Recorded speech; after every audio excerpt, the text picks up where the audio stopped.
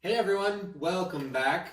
We finally made it to the very end of the Chopin Variations by Rachmaninoff. Today we're talking about the finale of the entire piece, which is variation number 22. This variation is massive. It is by far, at least in my opinion, the most challenging piece or variation that the piece has to offer, both technically and in terms of structure. Since it's so long, it has so many different little sections, and trying to keep them cohesive is a big challenge. So let's talk about some of these sections. First off, there are 6 different sections to this variation. Let me just do a quick outline for you, and then we'll dive into each section. So the first section is simply just going to be our theme, but in a major key, and we'll talk about that. The second section is going to be a development upon that theme that Rachmaninoff introduces at the beginning of the variation. Section 3 of the piece is going to be a transition into section 4. Section 4 and section 1 are pretty much identical, so it's back to the theme. Section 5 is going to be the first part of our coda, and then section 6 will be the final peaceful moments of the entire variation. So let's just dive in and figure out what's going on within each section. Section number 1.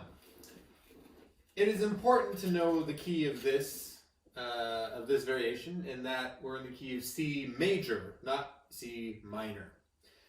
When any composer is given a set of variations, I'm sure one of the first things they think about is how they can create a variation where they switch the mode. And when I say mode, I'm talking about minor to major, major to minor. Mozart has variations in major keys. At some point, probably about halfway through the piece, he will do a variation in the minor mode. Beethoven has a set of C minor variations, and they're in minor. About halfway through the set, he does variations in the major mode. Rachmaninoff knows this, and he knows that we're expecting to hear this theme in a major rendition. C major, that is. So, of course, it's in C minor.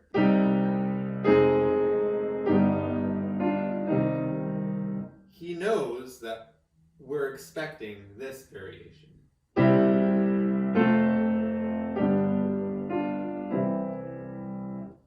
So, does he give it to us in the middle of the piece? No, he doesn't follow the standard variation procedure.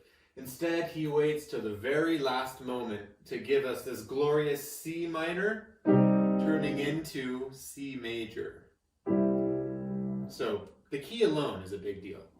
Section 1, of course, we have our theme.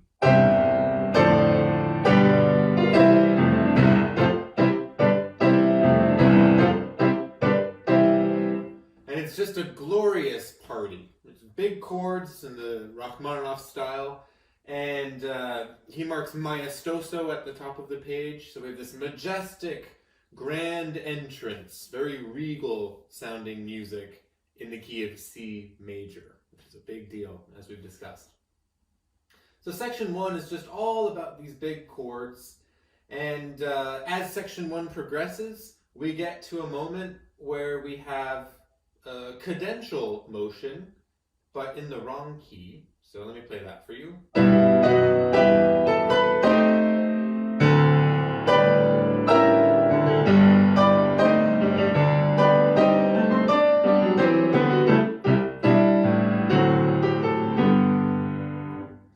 So he ends this section in the key of G major. We've modulated away from C major. Now he does this because he has a big plan of developing this theme that he just introduced and bringing us back to C major. So he's planning ahead. So that's going to be all of section 1. Section 2 begins on the same note that section 1 ended on, but now in a different key. So he goes to minor again. And here he's going to develop upon the majestic quality of section 1, but change the melody just a tiny bit. So if I play this in its most stripped down version, this is the melody in section 2 that he's going to develop.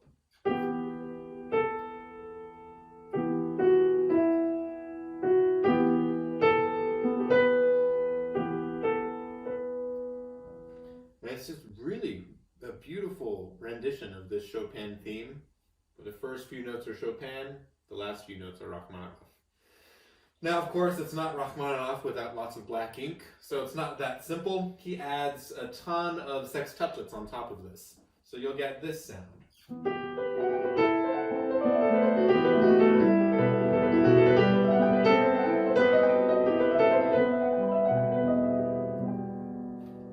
And it's just a very kind of stirring, sorrowful sound within this realm of the C major variation. So again, it's a very complex variation.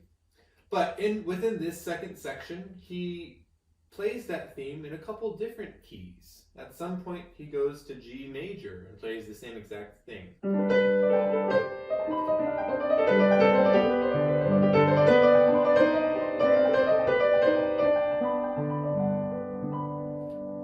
He also plays around with this key in D minor. You'll hear a little bit of that.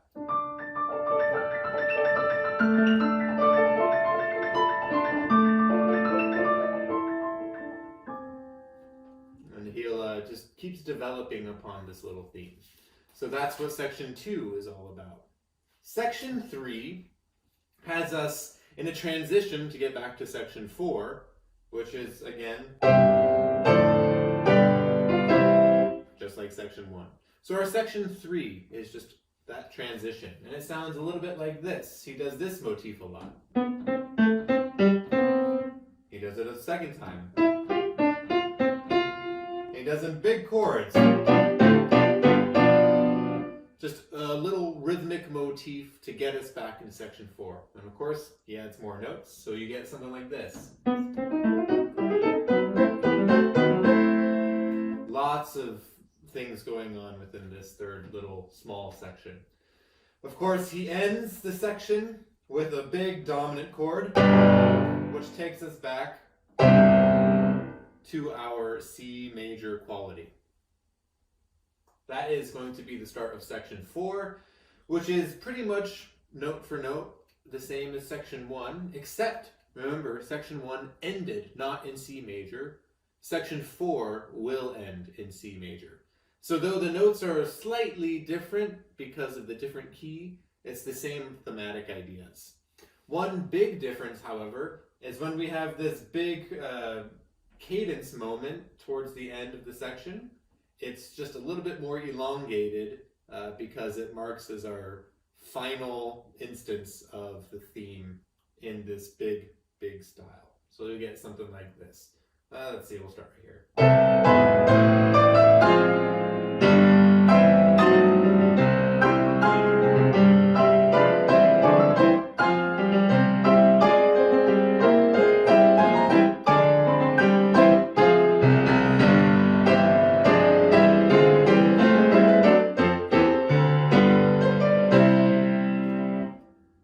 This will take us into section number 5, which is the first coda that we have.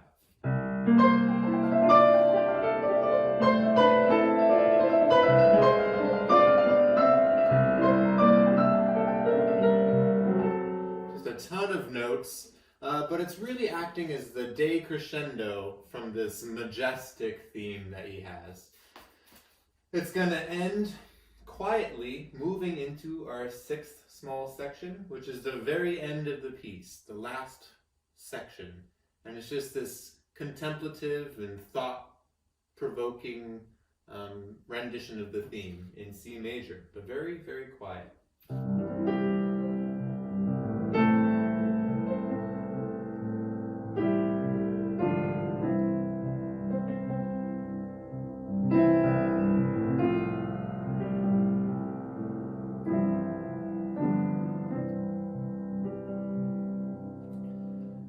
By the end of the piece, we're playing just simple C major chords with like a timpani-like sound in the bass. Then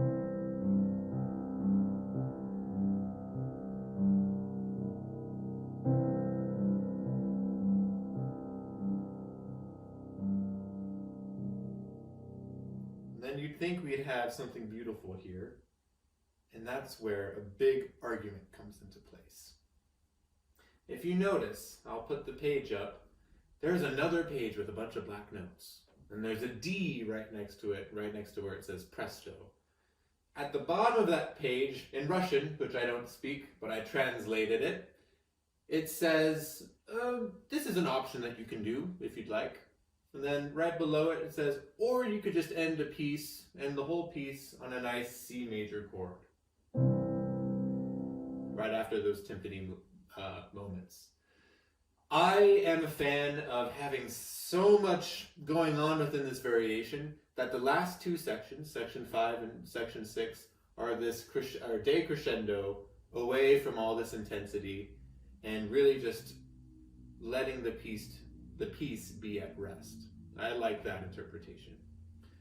Other people really like this boisterous, really energetic and flashy ending, and I think it really completely ruins the whole piece. So I choose not to play it.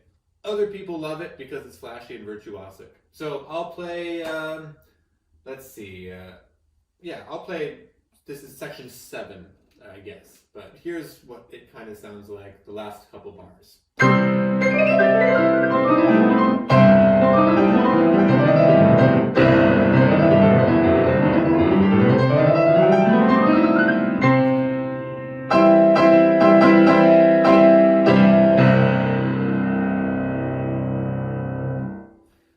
I'm not a fan. I mean, it's fun, lots of notes, but we just did a ton of things within this variation, and I think coming and laying the piece at rest rather than stirring it back up again is more in my view of how it should end. Other people do something very interesting here. Since Rachmaninoff kind of left this out in the open, other people do choose to return back to the theme, back into C minor. So they'll play this.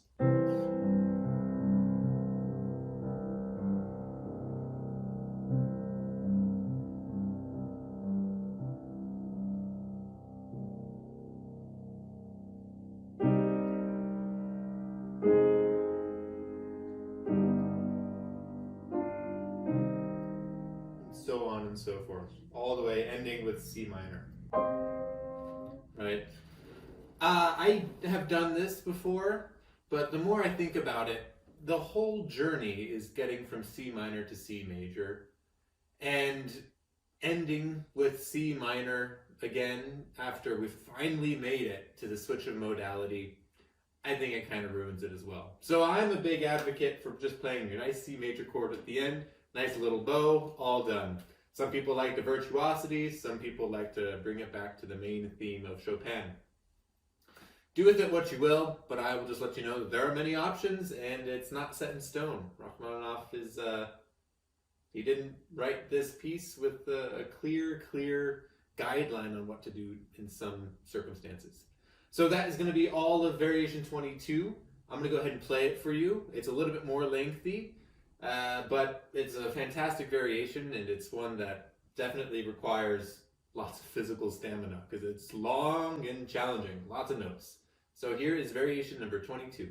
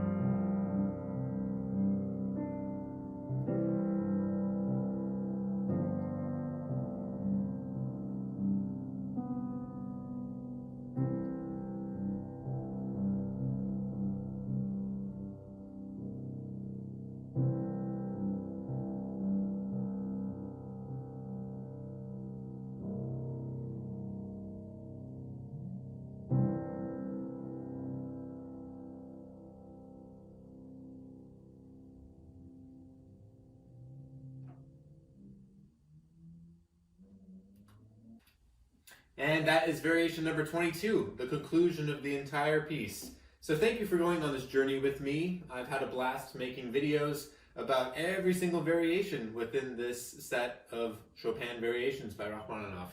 I will be beginning my study and my video log into the Corelli variations, also by Rachmaninoff.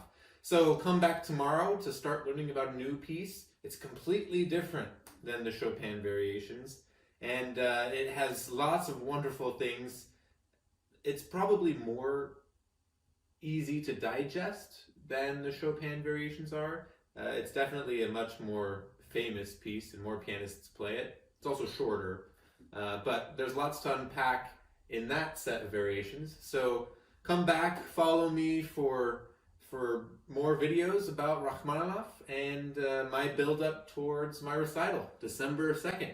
Thank you so much.